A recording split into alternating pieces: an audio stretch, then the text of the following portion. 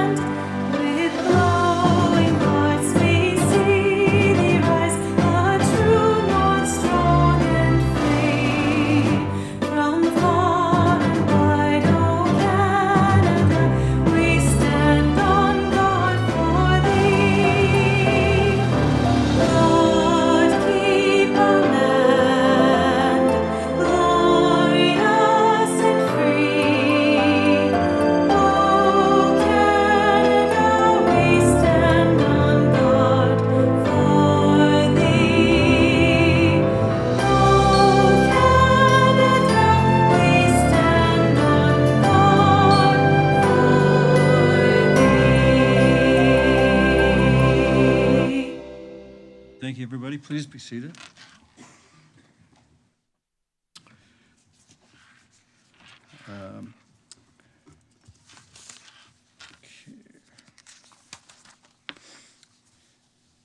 Council, are there any declarations of pecuniary interest?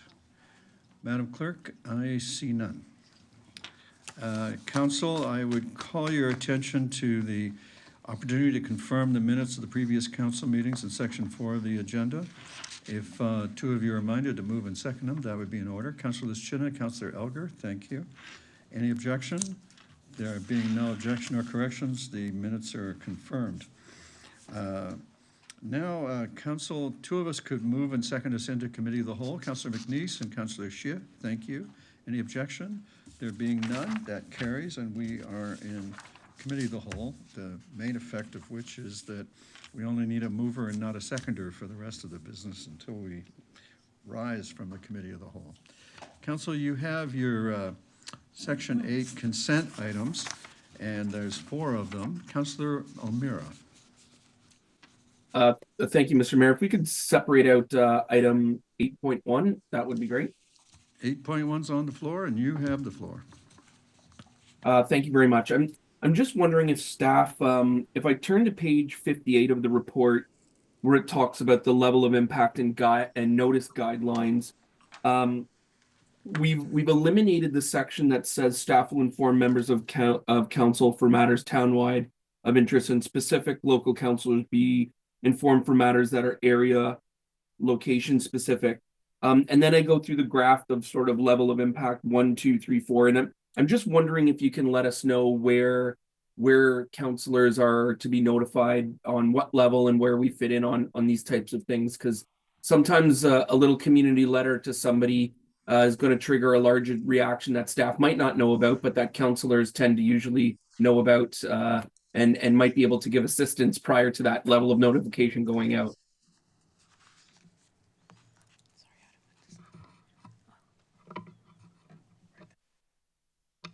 Oh, thanks.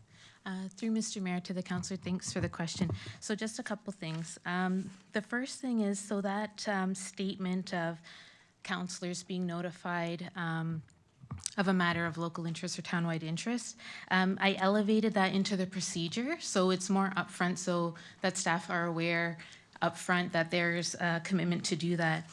As it relates to the appendix with the level of engagement, so that's really up to staff to determine the level of engagement based on assessing the situation and the issue first before determining the level of impact. But typically, I mean, typically, counselors should be notified of most issues. Where we're saying it may not happen is maybe for smaller things that are maybe operational. But we do know for even small things that are happening on a street, like a street repair, staff will notify the local counselor to let them know in advance that something is happening. So it is good practice to notify counselors of all matters that will impact anything in your ward. So it's probably only very minor, and I think that wording is in the policy, minor or minor administration, where we would just, as staff, make a decision that we need to move forward with something, or there's a small change that we need to make to either policy or procedure or matter. But the practice is for anything that would fall under public engagement that the local ward councillor would be notified. Okay, perfect. Yeah, and I appreciate that. And as it stands now, staff are great with giving us a, hey, we're about to send this letter out to some residents over something that's happening, and I think that works really well. It's sometimes when those letters don't go out and then we get angry calls or emails and we didn't know about the letter, that tends to get us in a little bit of hot water here. So I appreciate that that's been passed into the bylaw, and Mr. Mayor, I'd be happy to move this item if you require so. Thank you very much, Councillor. I accept your motion. I wonder if you'd extend it to the rest of the consent items. Happy to. Thank you. Councillor, is there any objection to the motion? There being no objection, thank you, Councillor O'Meara. Congratulations, your motion carries. That brings us to our first discussion item, which is the OEC quarterly update. And we have with us the President and CEO, Rob Lister. And as I understand it, he may have something to share with us. Mr. Lister, welcome. Council looks forward to your presentation or your information. Thank you, Mr. Mayor. Good evening, councillors. It's a record time for us to be at the podium this meeting. That's great. So obviously very pleased to be here this evening to make a presentation to council on OEC and Oakville Hydro. Again, I have many representatives from OEC with me this evening, and there have been some role changes at OEC, so I'm going to introduce them with some of their new titles. So we have Mary Caputi, who will be coming up and presenting the balance of the presentation in a few minutes. So she is now the EVP Enterprise Services and Chief of Staff. We have Laura Wilson, who's EVP Chief Financial and Technology Officer. Scott Moody, EVP Chief Operations and Energy Officer. Doug Walton, Vice President, Business Development. Bethany St. Pierre, our Director of Administrative Services and Corporate Secretary. Andy Petrin, who is our Director of Strategic Communications and Brand Experience. And Suzanne Hillier, our Manager of Brand Strategy and Marketing. Now, someone who wasn't able to be with us this evening is Jeff Mocha.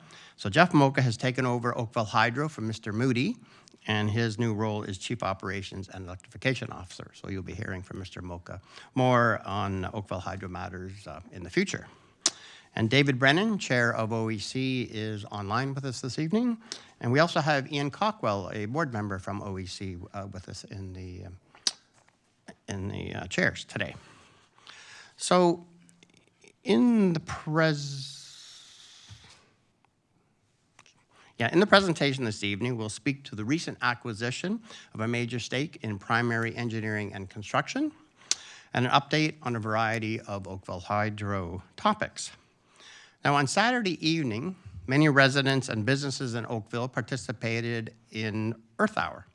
Now, Earth Hour continues to be a worldwide movement for the planet that the World Wildlife Fund started in 2007 with a Lights Off event in Sydney, Australia.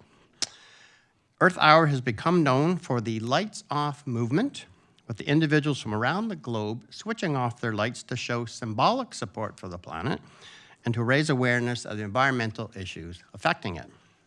Now, for the town of Oakville, we saved approximately 10 megawatt hours, which represents about 5% for the hour on Saturday evening. This is equivalent to almost 700,000 light bulbs in Oakville for 1 hour. This result is similar to Oakville's results in previous years, and again illustrates Oakville's commitment to providing support for the causes that contribute to climate change. So with that, I would now like to ask Mary to come forward for the balance of the presentation. Thank you. Mary? Thank you, Rob. Good evening, Mayor Burton, councillors, and town staff. I'm honored to be here tonight to present OEC's update. We are pleased to have recently completed to purchase the major stake of Primary Engineering and Construction. Primary is a leading firm with over 2 decades of experience, specializing in electrical engineering, telecommunications, land development, and grid interconnection services. With innovating planning, design, project management, and construction solutions to utilities, municipalities, and the private sector. This company is headquartered in Calgary with over 450 professionals that it employs over 11 locations across Canada, as depicted on this map. This addition expands our national footprint. It unlocks new opportunities for growth and delivers enhanced value to our clients and shareholders. Within the community of Oakville, this map highlights notable areas where Oakville Hydro is making improvements to its electricity grid in 2025 to ensure power is reliable 24 hours a day, every day. These projects are aligned with Oakville Hydro's 5-year distribution system plan. Some projects include, in Ward 2, the recent completion of the overhead pole line relocation and underground construction on Spears Road to support the town's road widening project. In Ward 1, on McPherson Road, there is a planned overhead circuit additions and voltage conversion to address system renewal and capacity requirements. On Rebecca Street, an overhead line system renewal project that will replace 20 wood poles from Bronte Road to Sunset Drive.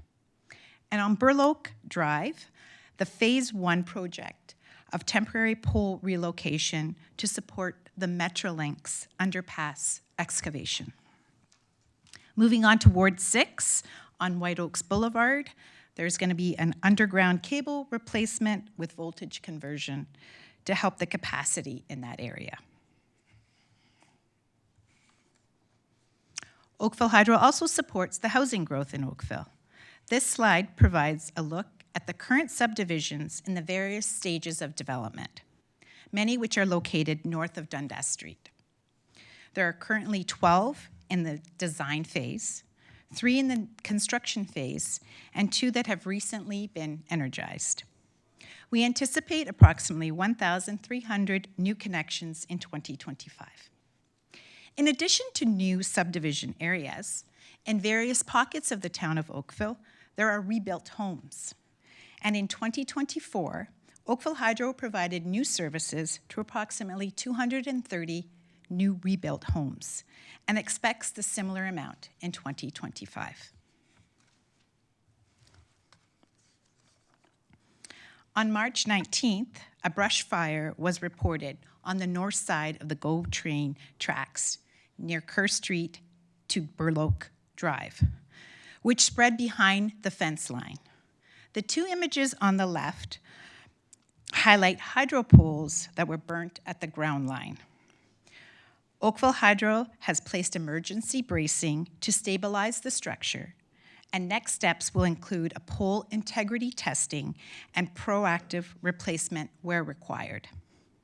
We are not aware of what caused the fire at this time. The Low Income Energy Assistance Program, referred to as LEAP, assists low-income customers who may be experiencing difficulties paying their electricity bills. This is a year-round emergency financial assistance program that was developed by the energy regulator, the Ontario Energy Board, and administered by Oakville Hydro for its Oakville residents. In 2024, through this program, over $85,000 of financial support was provided to help pay electricity bills to 178 eligible households. In October 2024, the Independent Electricity System Operator, or the IESO, released its new demand forecast that shows that Ontario's electricity demand is anticipated to grow 75% by 2050. As part of this anticipated increase, the IESO rolled out the 2025 to 2036 Demand-Side Management Framework, the largest energy efficiency program in Canada, giving families and small businesses more ways to save money and energy. Energy efficiency plays a unique role in ensuring a reliable, affordable, and sustainable grid now and in the future. So this year, Oakville Hydro will be promoting the programs and the innovative offerings for both residents and businesses. Oakville Hydro continues to be focused on elevating its customer experience by introducing key innovations, such as including power outage text notifications, web chat and text features on our outage map, and 2 new customer mobile applications. These initiatives ensure customers are well informed and supported during power outages. Also, an electricity capacity map of Oakville is in development and will be live later in the second quarter. With the renewed focus on energy efficiency described earlier, we are happy to announce that Oakville Hydro has launched the EcoShift app, designed to support Oakville residents and small businesses to transition to sustainable energy technologies such as heat pumps, EVs, rooftop solar panels, and more sustainable alternatives. The EcoShift app allows customers to gain valuable insights regarding benefits, costs, and timing of various energy solutions that are tailored to their needs. They will also receive timely updates on government incentives to support the transition and get alerts for unusual energy consumption. This app can be downloaded on the Google Play Store or the Apple App Store. We continue to foster community connections and engagements. This slide highlights on the left where we celebrated women employees who are shaping the future of construction during Women in Construction Week. On the right, on March 5th, our employees came together to bowl for a good cause in support of big brothers and sisters serving Grand Erie, Halton, and Hamilton. And the photo on the bottom right corner showcases our recruitment efforts to students in Cambrian, Sheridan, and Fanshawe that offer relevant programs in the energy and infrastructure sector. We welcomed spring just last week, and featured here are last year's cherry blossoms at Garlock Gardens in Oakville. This concludes OEC's update. Thank you, and I'd be happy to answer any questions. Well, as it happens, you have a couple, Councillor Knoll and Councillor Giddings, and Councillor Chisholm. Thank you for your presentation. I was particularly taken by your revelation that there's a 75% increase in demand coming up. Can you maybe elaborate on that a little bit? What are the drivers of that demand and what are the mitigation measures beyond conservation?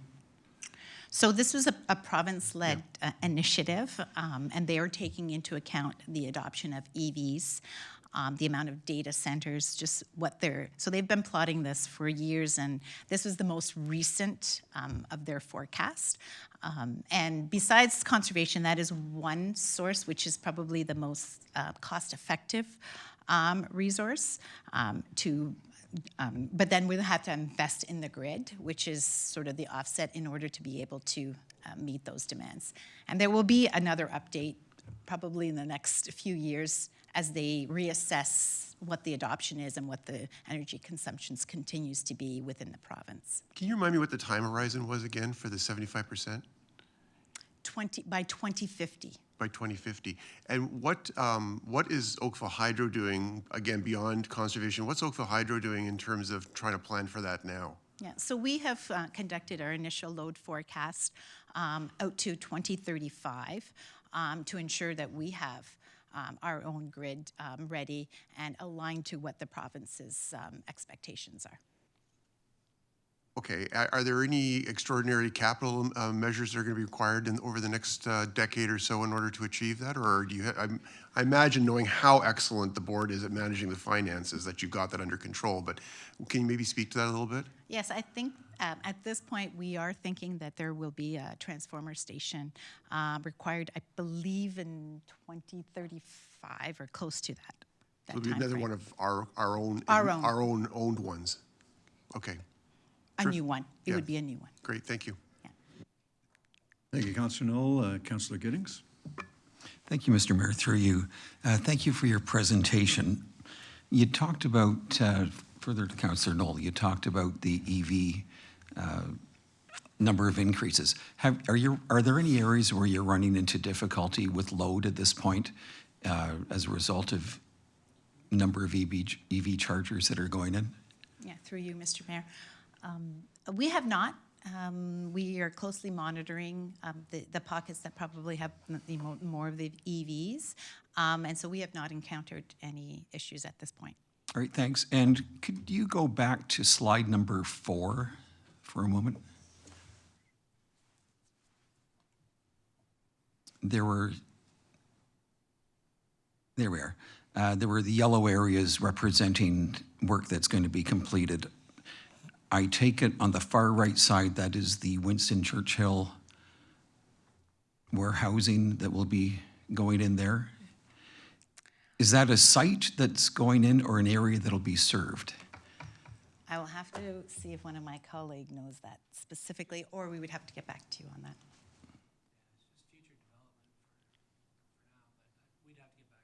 All right, that'd be We'll great. look into that. And I see 2 little yellow dots appear to be Midtown, if I look at that correctly. So that will be, I'm just curious in terms of what we're looking at. Is that pre-work in advance or running lines? I'm just curious.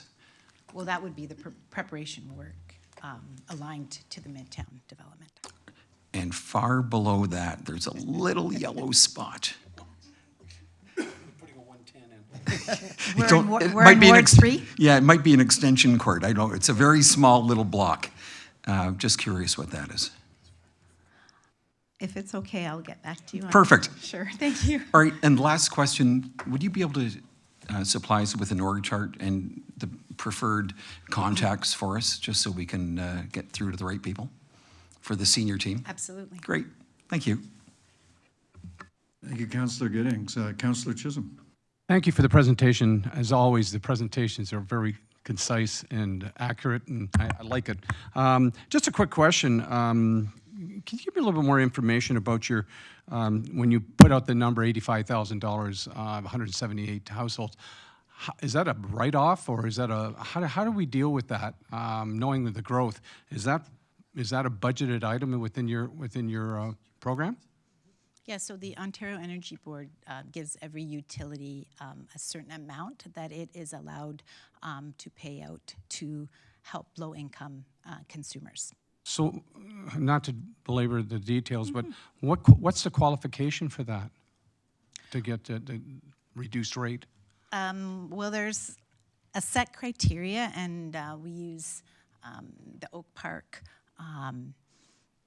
organization to help us. So they've got they have the criteria that needs to be completed in order to qualify for it. And usually it's only one time a year.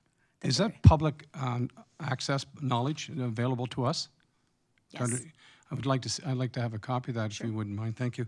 And my last question is Spears Road, with the major work that's being done, and congratulations to everyone involved with that. Minimal disruptions. But what I'm seeing is that there are wooden poles being put in rather than the concrete poles. Is there a reason why we're going to wood?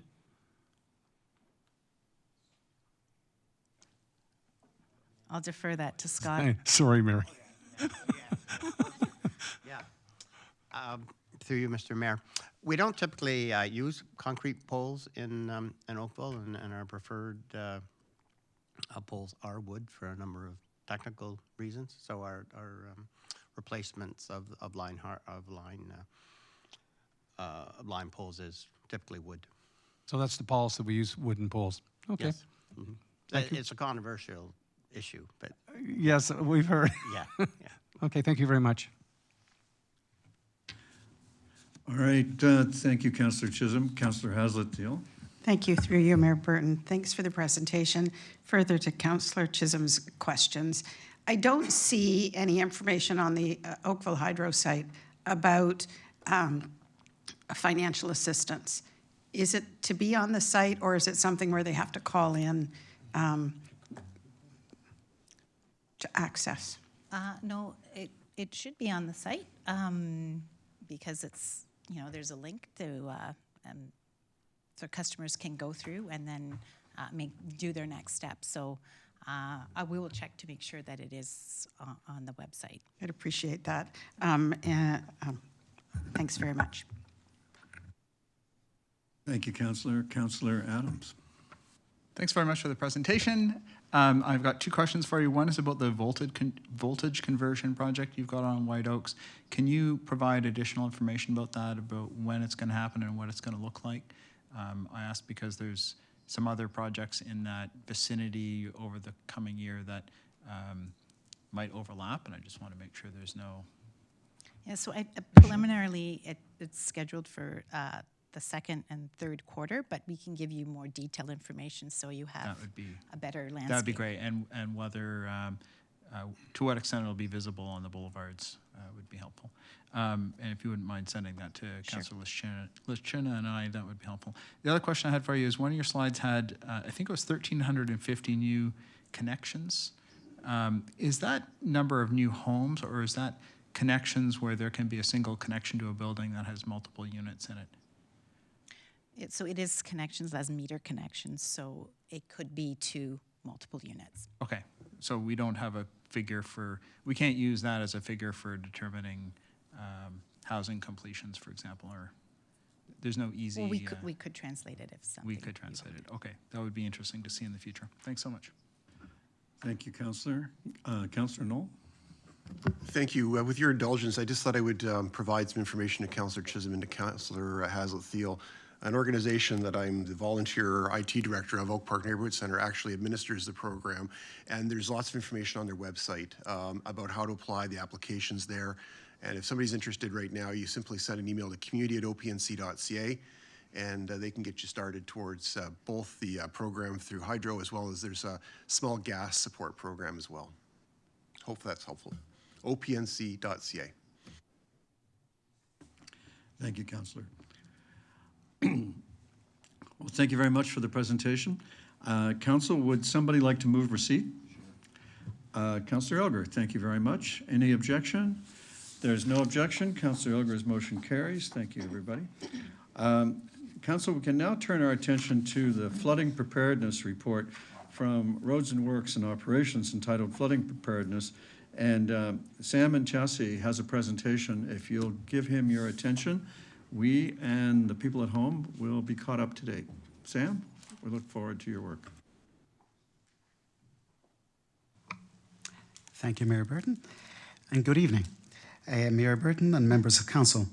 Through this presentation on the Flood Protection Public Awareness Campaign, I'll go through the following agenda items as listed.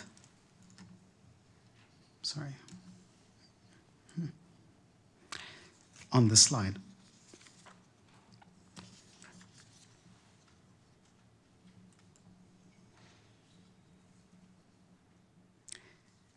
Now, for background, as you're aware, Oakville and Halton region experienced a severe rain event in localized areas last year.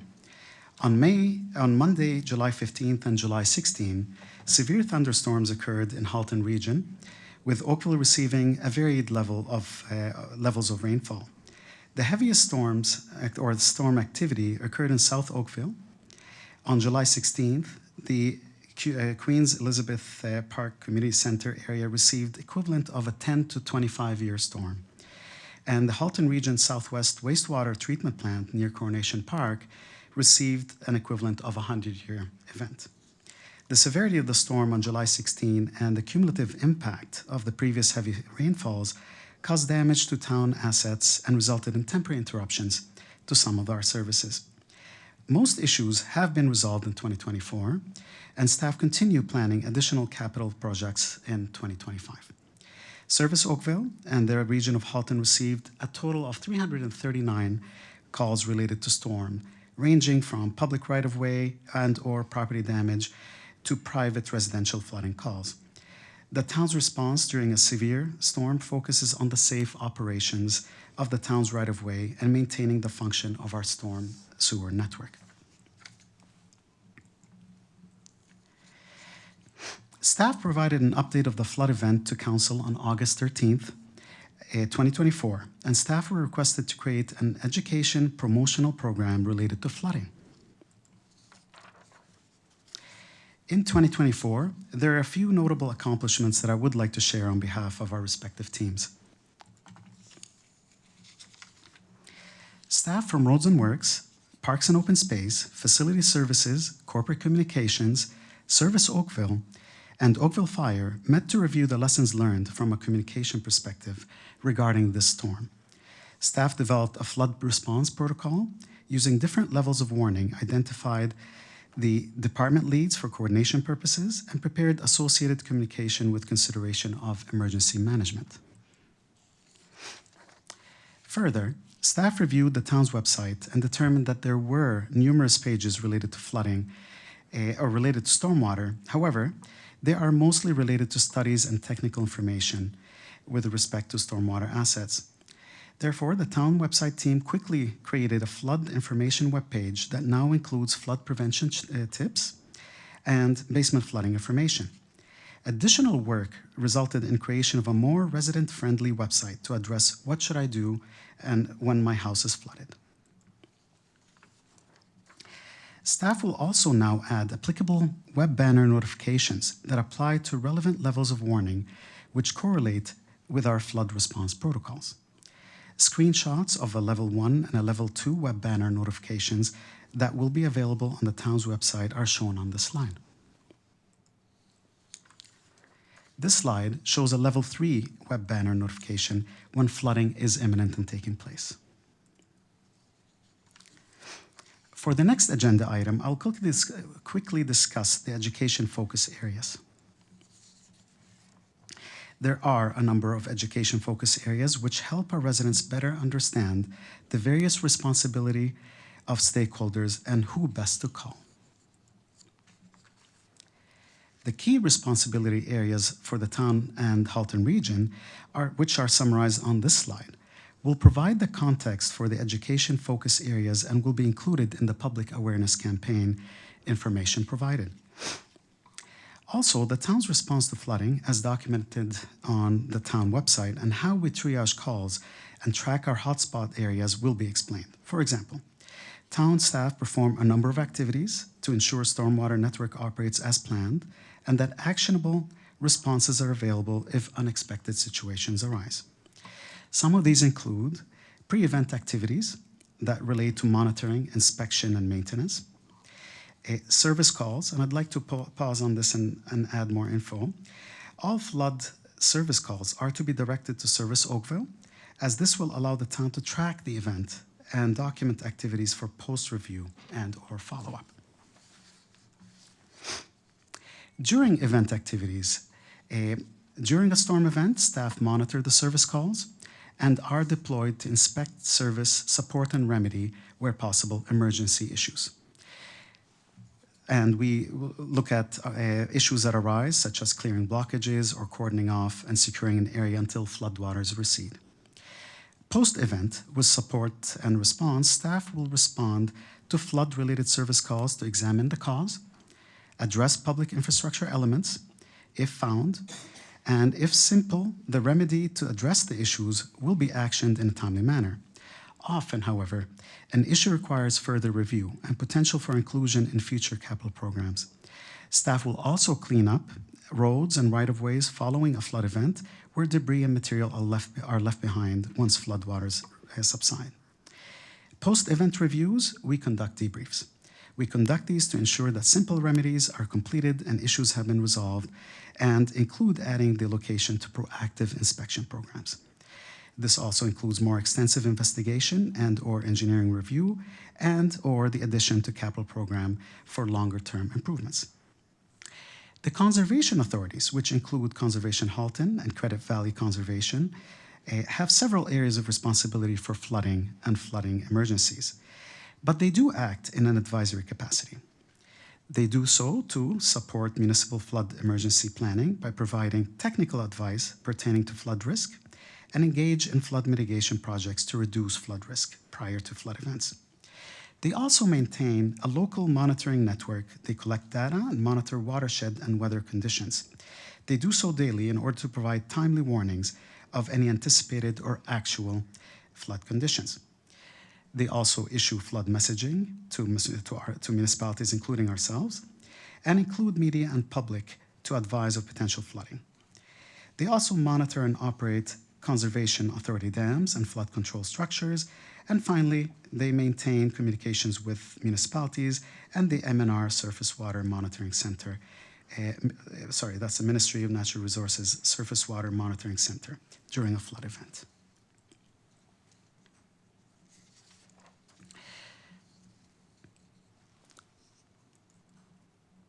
Oh, okay, sorry, I need to go back. Okay.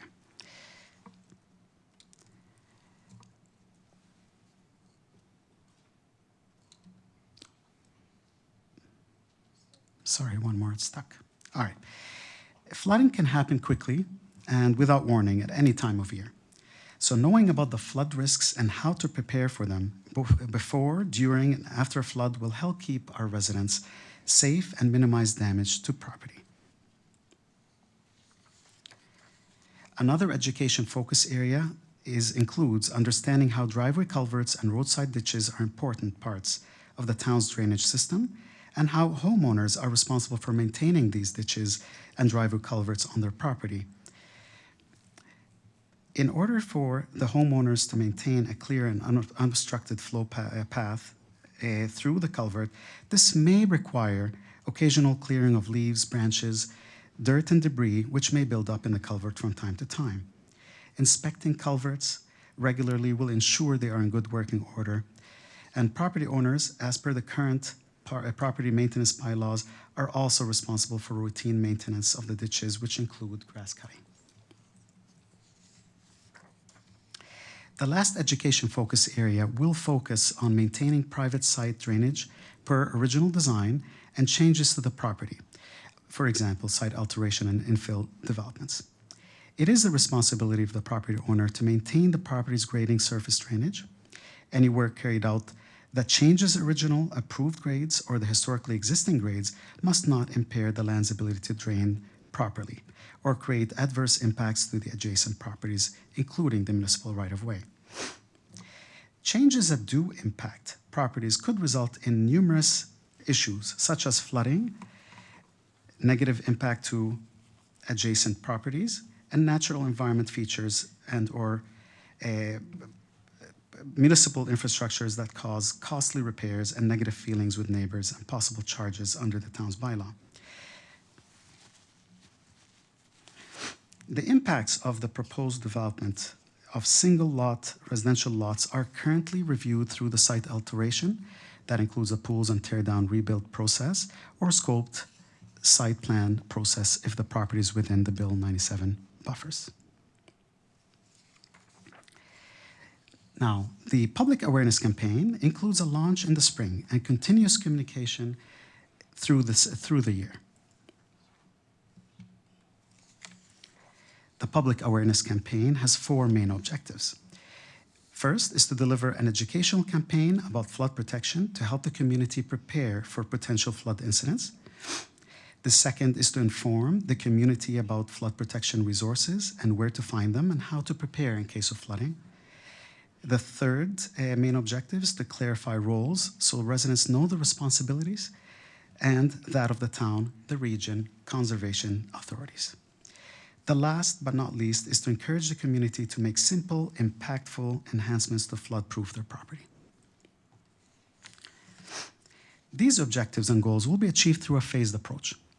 In phase 1, staff will host a public open house on April the 24th at Town Hall. In Phase 2, staff will provide ongoing education during the year before and during seasonal rain events. Our educational approach will help residents to be better prepared, and we will provide online and printed resources for distribution. We have invited key partners who play a key role in flood prevention to this event, including regional departments, conservation authorities, the insurance regulator, local community groups as well. This slide identifies the key messages that we aim to deliver. I would like to draw your attention to the various town departments that will be represented at the public open house on the 24th of April. These will include fire and emergency services and climate change, and they will be able to discuss climate risks, preparation for floods, and what to include in emergency kits. Service Oakville will also be available to discuss the call and inquiry triage process that we have, the roles and responsibilities and resources available on our website. Commission staff from Roads and Works and Parks and Open Space will be available to discuss their role when dispatched to a home or park and provide information about culverts and ditch maintenance. Other partners who indicated they will be present at the public open house include representatives from Halton Region, Conservation Halton, the Insurance Bureau of Canada, and Oakville Ready.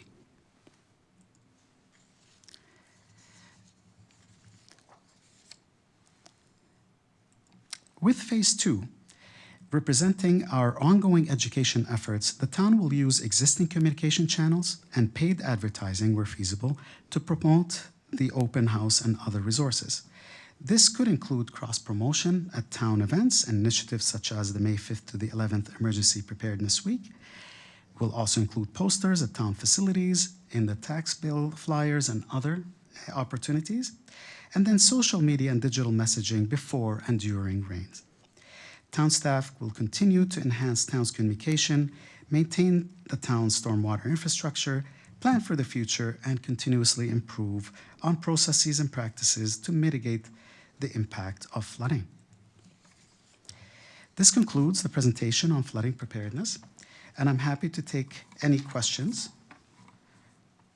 and may request several town staff who are here today to assist in responding if needed. Thank you, Mr. Nchazi. If you wanted questions, your wish is being granted. Leading off with Councillor Giddings. Thank you for the presentation. Couple of questions. You talked about in the presentation the resident responsibilities, and it listed catch basins and eavesdrops. Eavesdrops, I understand fully. Catch basins on public property, on the street basins, whenever we run that message or communications runs that message on Facebook, there's very rich responses in terms of it's your street, you guys look after it. And the debate always comes up saying, come on, help them out, it's your house, everything. So could you clarify that one in terms of responsibility? Through you, Mayor Burton, thank you for that, Councillor. The catch basins, given the different seasonalities and what we have, we just came out of winter, hopefully it's over. But we do have obstructions, sometimes leaves and other debris that do accumulate from time to time. So we look to our residents to help. We do our part as part of the town and municipal right-of-way to go ahead, as part of our proactive reviews and inspections. We look for these so we can clear them. But there are in instances of very heavy rainfall or highly intense storms that we just had July 15 and 16 last year, where we would, through social media and through campaigns, we would like our residents to also help us.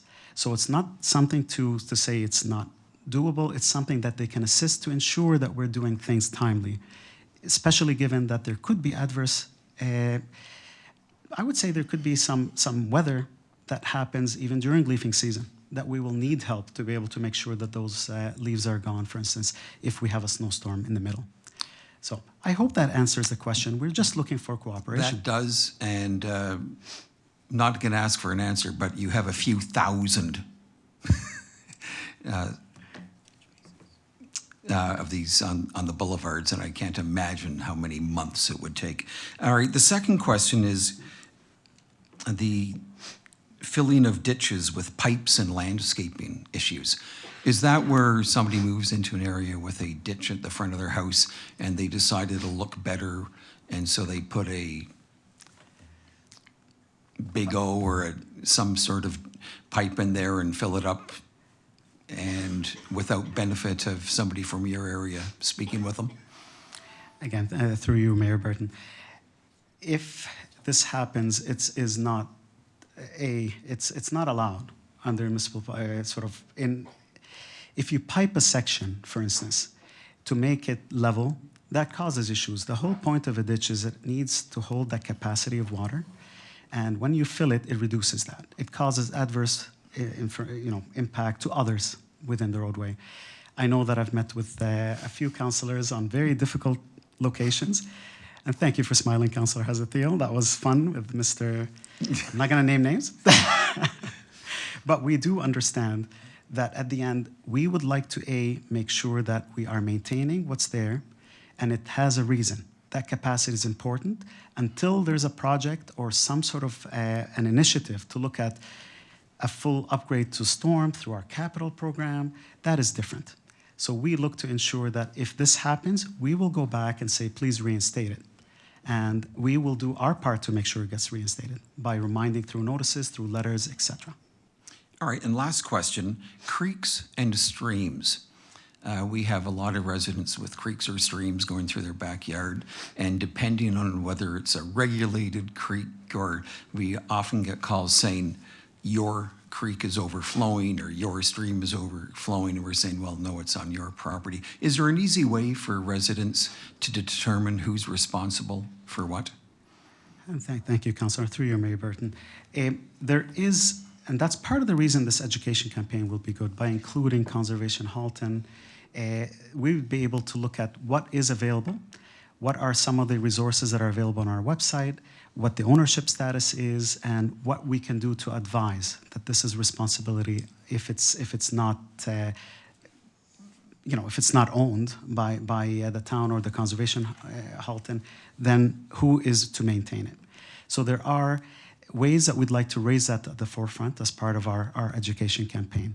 So if you let us come up with that in more detail, we'll be able to provide that on. That would be great. As you know, we've had a number of conversations about a number of creeks and streams in our area. Thank you very much. Appreciate it. Thank you, Councillor. Councillor Hazlet-Deal. Thank you, through you, Mayor Burton. Thank you for the presentation and always for your help.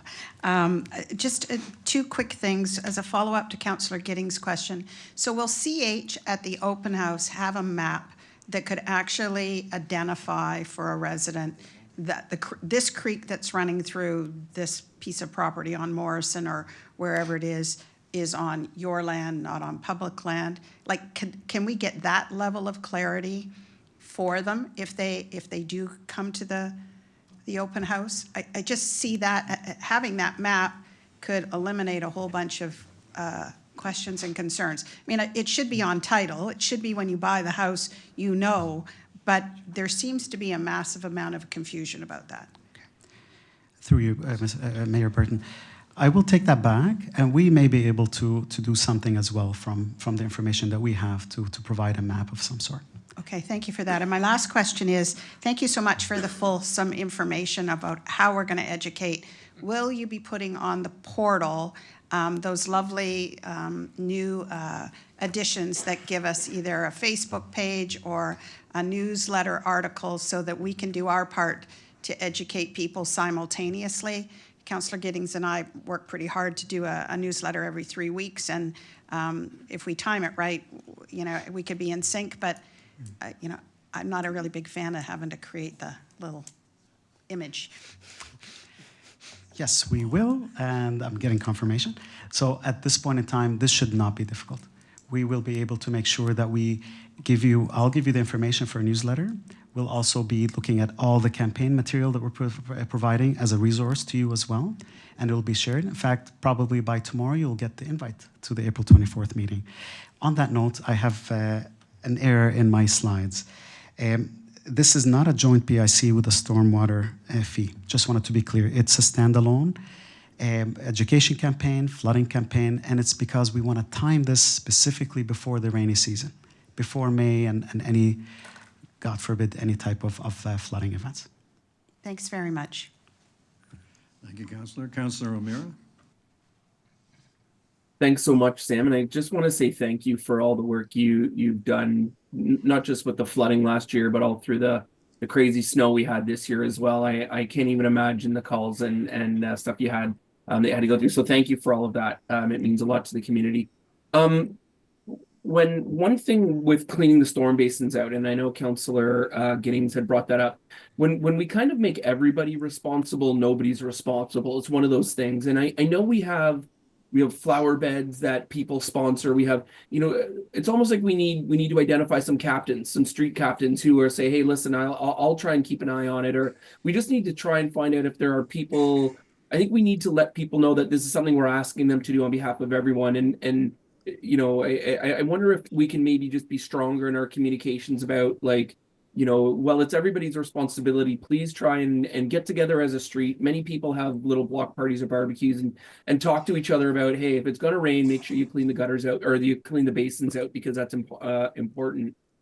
Maybe we can just be a little more affirmative in trying to assign that role if possible. If not, that's fine. My second point is just with the drop-ins. Do we have anyone from building who's going to come? Whether it's to talk about perhaps getting bigger east troughs. I know like the standard 5-inch right now, sometimes with the water capacity that comes in, just can't handle the water coming off of roofs. So, to talk about downspout sizes, to talk about permeable driveways, to talk about things they can do to help mitigate that. Perhaps we should see if there's somebody who has some of the infrastructure skills on home building if people are looking for that. That would just be my only other suggestion. Thank you again for everything you're doing. Thank you, Councillor, for your suggestions. Councillor Chisholm. Thank you, Worship.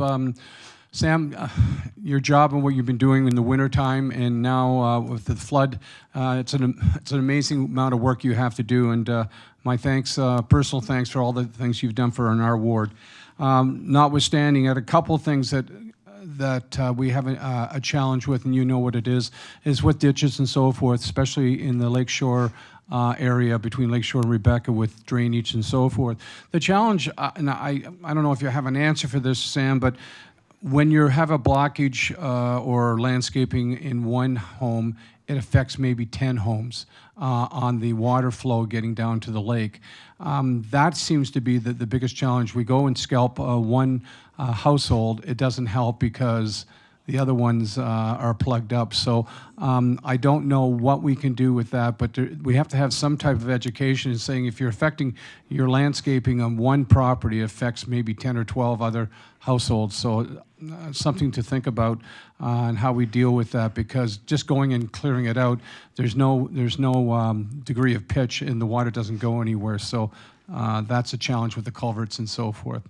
The other one now, hold on to your hat, and this is a story, and I've had two residents saying this. When they have flooded basements, they can't understand why the town can't come in with pumps and pump out the water out of their basements.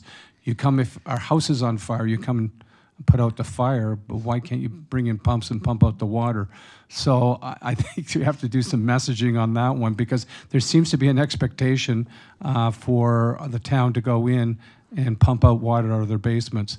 So I'll just leave you with that one, Sam. Thank you. I want to say thank you, through you, Mayor Burton. Your first comment, it's really a group effort. It's a huge team that rallies and coordinates and collaborates. So it's across commissions, looking at Phoebe's commission and looking at Paul's commission. So just want to make sure that they also get the recognition. I do want to, with the flooded basements, is very interesting. That's part of the reason the flooding education campaign will help. Having the Insurance Bureau of Canada there, because we technically don't go into private property. We like to work on our public right-of-way and just maintain that clarity. Once we get in, again, for life safety, this is why we have the flood response protocol that we have. We just made it a little bit more clear for internal use. But it does make sense for us to say that this is responsibility of a homeowner, private dwelling, and this is the responsibility for the town. What we need to make sure is that if any impact coming from overland flow or minor systems is being mitigated from our end, and that is our responsibility. So I'll take what you said very importantly to make sure the education campaign reflects that in terms of anything that we speak, even openly in person or through material. Thank you, Councillor. Councillor Elgar. Thank you very much, through Mayor Burton. Sam, your timing is really good for this presentation. I had a call today from a person who's on the condo board. They have an issue with their storm sewers. They know they own the storm sewers. The pavement was sinking around them. They've had a person in fishing to find out more if there's any problems. They found out they've got pipes that are crushed flat.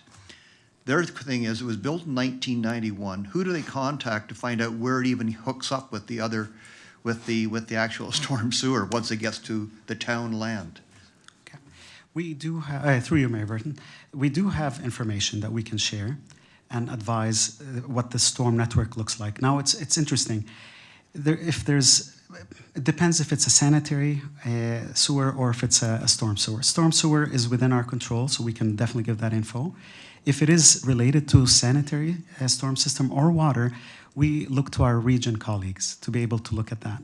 The rules are up to the right-of-way or the municipal right-of-way. Anything within that would be the responsibility of either the town or the region to be able to look after. So if it's crushed or so forth, and there is, as per the report or previous reports, there is a grant programs from the region, for instance. What? Sorry. No, I was going to say, they are aware it's their responsibility, but they don't have any idea where the heck the pipe goes, and that's what they need the plans. So fair enough. I will. You will have the information within 15 minutes. Yep, and I will take care of Thank looking you. into it and directing it to the right. Thanks people. very much. Thank you, Councillor. Would someone like to give us the indicated motion to receive? Councillor Giddings, thank you very much. Any objection? There being none, that's carried. And that brings us to the Tariff Task Force update to approve bylaw 2025-66 to amend the procurement bylaw 2017-95. And with us on this, we have the CAO, Jane Closey, and her supports. CAO Closey. Thank you, Mayor Burton. As you know, the mayor had established a task force to deal with the tariffs and really to assess and mitigate what were the impacts from the various tariffs, either the tariffs coming from the states or counter tariffs that the Canadian government would be applying. So we've been meeting on a regular basis, pretty well a weekly basis. The task force is chaired by our Director of Finance, John Vanderheiden, and our Director of Economic Development, Rebecca Storms. We also have representatives from the procurement group, Leanne as well as legal, corporate strategy, and communications. So together that forms that task force that we've put in place. The finance team has really been focused on the purchasing requirements as one of the first immediate steps. We primarily purchase from Canadian suppliers. There's very few, very small amount on our vendor list as US suppliers, really under 2%. But of course, as you're well aware, the North American trade is quite integrated, so we do purchase items that have been subject to tariffs, either from their parts or whole. So that happens on an ongoing basis. The immediate step that we're recommending to you tonight is to amend the thresholds in our purchasing bylaw. This will really give us some flexibility at a higher limit in order to source more products from Canadian suppliers. It does comply with the free trade agreements that are currently in place, so we're not out of sync with any of those. We are also working with the other municipalities within Halton as well as the GTHA on several common initiatives that are ongoing. And in this regard, we're also asking the purchasing bylaw to be amended to give the treasurer a little more flexibility in taking part in any joint procurement that may be happening so we can get the best price for the town. On the business side, the economic development team has been focused on outreach and education. to support our companies during this time. We have also had a tariff survey that has gone out and extended to our businesses. While the participation on the survey was fairly limited, the survey results do show that businesses are concerned with the impact that it will have on their businesses, with increased costs, supply chain disruptions, and reduced demand for their sales and products. This has also been confirmed through the corporate calling, which has been ongoing through this period. So staff from Economic Development are focused on connecting businesses to programs and resources. As you may have noted on the Invest Oakville website, it's been updated to provide all resources for the businesses to reach out to, and that's being updated on a regular basis as we find more information that's available.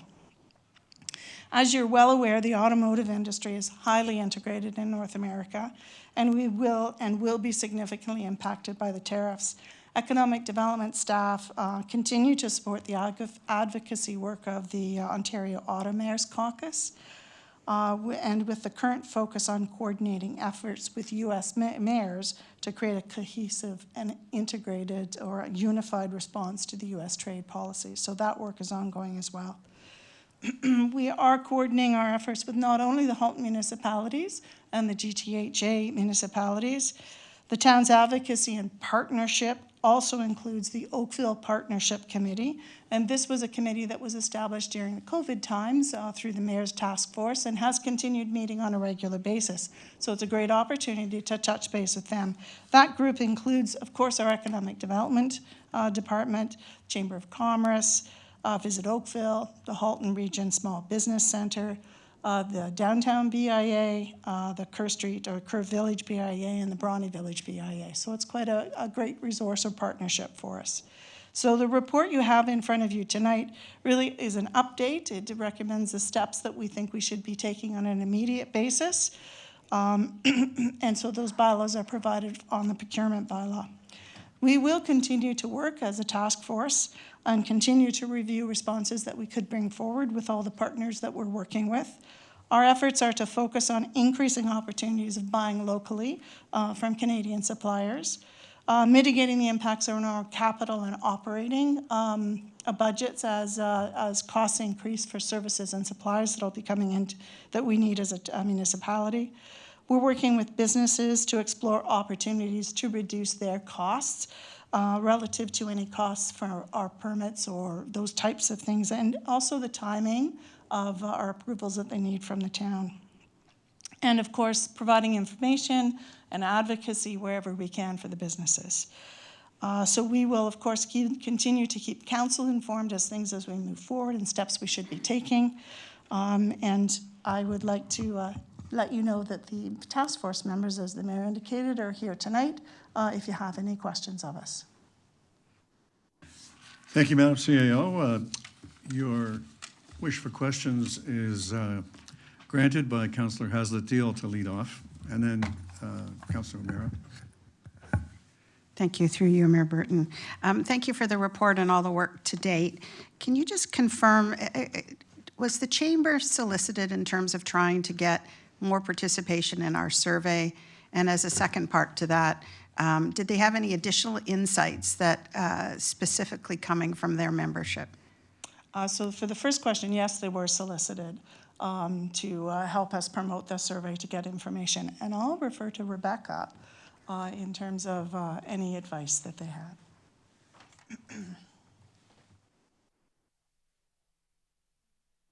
Sorry. Oh. Thank you.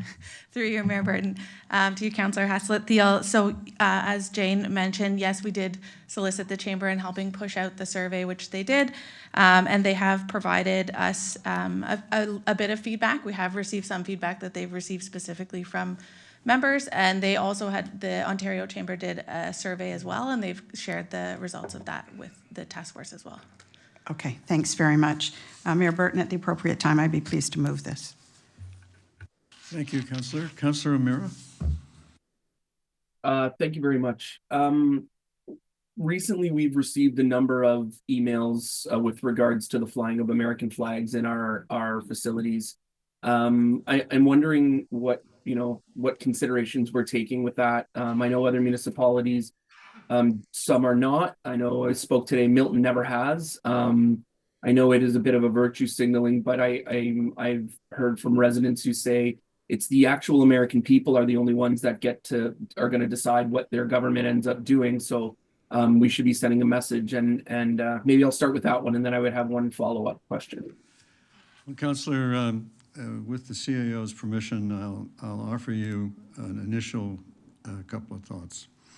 I feel that given the delays and changes in Washington, D.C. on this tariff battle that have been led, I think, very courageously by the CEO of Ford, Jim Farley, and he's awakened an awareness in the United States that as a possibility, if they do this the way they were intending, that they would shut down automobile production in North America within days of the tariffs.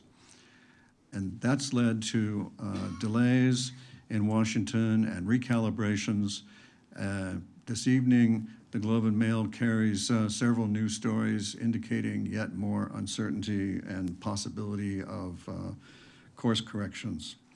At the same time, we members, there are 45 automotive mayors, auto mayors, that, as we call ourselves, in Ontario, and we are lobbying our counterparts in the United States. And we are receiving very friendly and cooperative hearings from them, and we are, I hope, on our way to creating the Auto Mayors of the Americas. In those circumstances where we're depending on finding people of goodwill to work together to effect change, I feel that any kind of retaliatory-like or reprisal-like emotional decisions could be, well, premature. I would suggest that it would be a good idea to hold off and you know, we only have a few moves in our quiver, and if you use them before you, I mean, once you've used them, you don't have any more left, so you might want to save your moves until you are really sure about what's going on. So for now, I would say there's a spirit of goodwill that, especially across the border states with Ontario, who are largely automotive states, and those are the states that, by and large, bring their teams up here and play games with our kids and their kids. I'm not sure it's time to give in to the flag flap. So that'd be my advice. Of course, we're at Council's will in this matter. Madam CAO. Mayor Burton, I was only going to add that we have a great relationship with the American athletes and the families that come and enjoy our facilities here. And at this point in time, staff see no reason why to change the recommendation or the current policy we have in place to be able to still welcome those athletes to sporting events at our facilities. Okay, thanks. Yeah, I just asked as I have received many emails inquiring that. So I'm glad to have the conversation in public and residents can make their minds up about how they feel about symbolism and about when it's time and what hanging a US flag in our stadiums means symbolically. I guess to go off of that as well, my second question, do we do paid advertising on the platform X? I will ask Lisa DeWart, our communications director, to come forward. But I'll start by saying that, no, I don't believe we do that. We certainly monitor those sites for any information that's coming across so that we can provide correct communication on other social medias, but I don't believe we provide any. Lisa. Thank you for the question through the mayor. No, we don't currently advertise at all on X. We are still on X as a channel. It is our largest following. So we don't want to lose that group of residents. We have recently launched Blue Sky, which is a comparable app to X. So we're just building our content on there. And once we do that, we'll evaluate whether we pull our content fully from X platform. Yeah, I appreciate that. And I think it's important to ensure that where we are trying to ask people to direct it for information about the town of Oakville, it continues to align with our codes, with inclusivity, with respect, with integrity, responsible communication, all of that we would expect our communicative channels. I hope that we would continue to align our values with where we're trying to send messages to our residents in Oakville. So thank you very much. Thank you, Councillor O'Meara. I appreciate the opportunity you gave me to voice the considerations that I shared. Before I turn to Councillor Adams, who's next, I'd like to make a suggestion to Councillors Shia and Nanda in case they would like to, while we're considering Councillor Adams' questions, if there's anything you'd like to present or say in regard to your event that you've got coming up that I think relates very well to this in terms of helping local businesses navigate the new tariff world if it does come. Councillor Adams. Thanks very much. I'm going to pick up on what Councillor O'Meara was speaking about, the flag issue. I wasn't going to raise it, but now that it's been brought up, I did send a note over to CAO Closey earlier today asking about what the protocol was. And so I wondered, given that we've had this discussion today, I'm assuming we're going to have another tariff task force update at the next council meeting, perhaps? And if not, could you include in that whatever flag protocol is being used? Because I'm not sure we actually have a protocol for the display of the American flag in our arenas, which I think is what this is all about primarily. Through you, Mayor, I would agree we don't have a specific policy relative to American flags in arenas. It's been a historic approach that we've taken. So many have been there for quite some time since the arenas had opened. I don't expect we'll report at the next council meeting. On the tariff, it's been evolving so quickly. There has been a statement that the town has issued, which I can certainly forward out to all of council members in terms of the approach that we're taking to our current situation is probably the best way to describe it. So I'll send that out. Okay, is there, so I understand that when we welcome a team from the United States to a tournament or something, that it feels entirely appropriate that we celebrate them. It's important for our local tourism industry and so forth. And the question that's come up is how easy is it for us to provide the flag for those events, and how often is that happening, and how disruptive would it be to our operations to remove the flag, put it back, and so forth? So historically, and I'll look to Paul if I've misstepped, historically we've always extended that kind of a collaborative or collegial relationship with the American teams that do come in. And so the American flag hanging in the arenas, I think there's one that it's not in, has been a permanent fixture. And it is quite a permanent fixture. Taking it up and down is not an easy thing to do because it was installed as a permanent component. It's I will just say, an onerous effort to try and remove the flag and then reinstate it when an American team comes. So I think some of that flavor is missing from our communications, perhaps, and that might be helpful to understand for the public how often we're having American teams join us in our fair town. Okay. So we'll look at that communications. Thank you very much. Thank you, Councillor. Councillor Nanda. Thank you, through you, Mayor Burton. Thank you for preempting what Councillor Shea and I will be hosting next week in response to the tariffs that are coming in. And we've heard from a lot of our small businesses and a lot of our residents.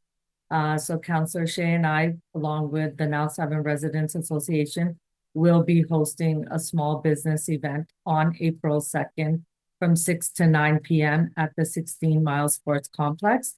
And we would love to have all residents come and all council members and staff attend this event. It is to support our residents.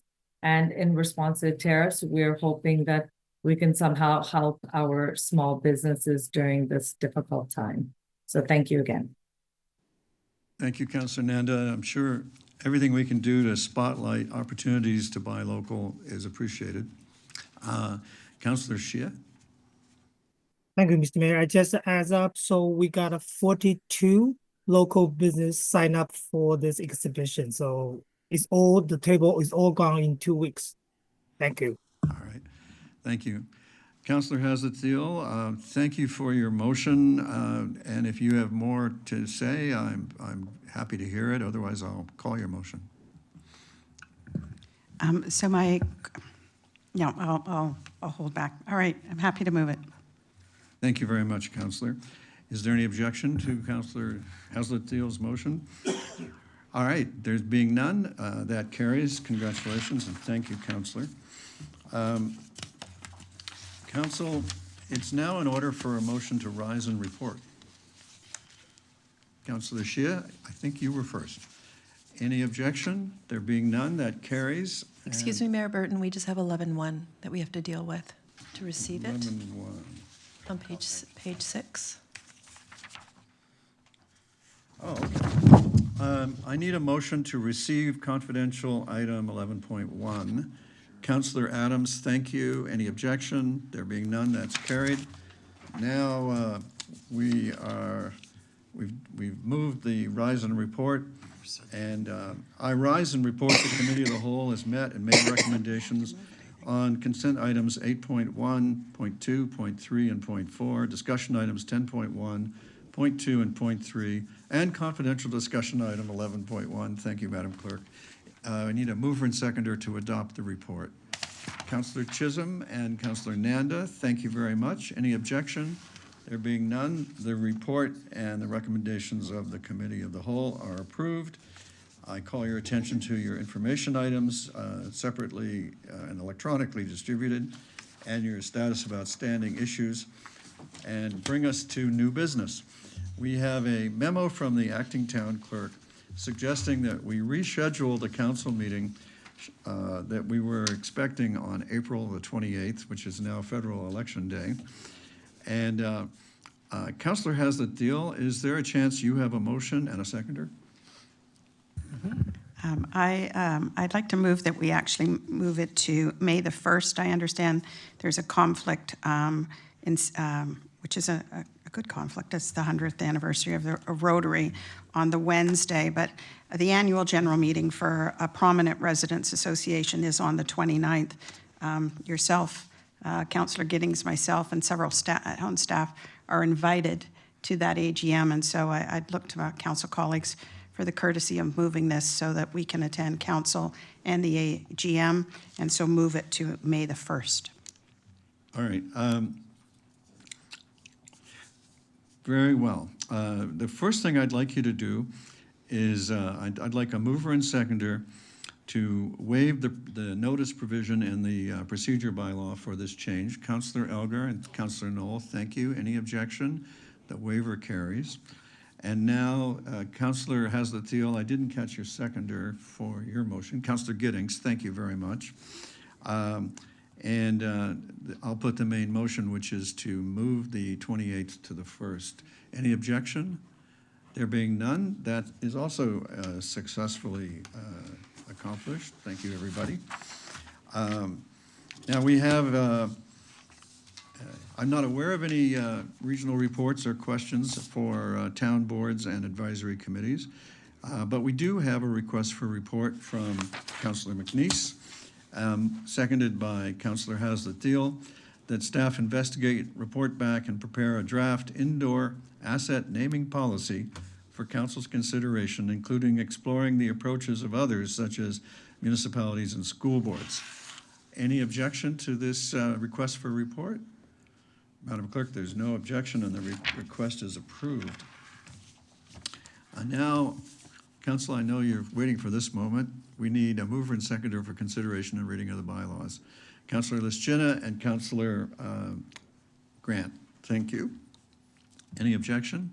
There being none, the bylaws are considered read and passed, and we have finished the work of the meeting, and it's been great working with you. I look forward to our next opportunity, and that's the end of the day. Michael. Do you want to grab Michael?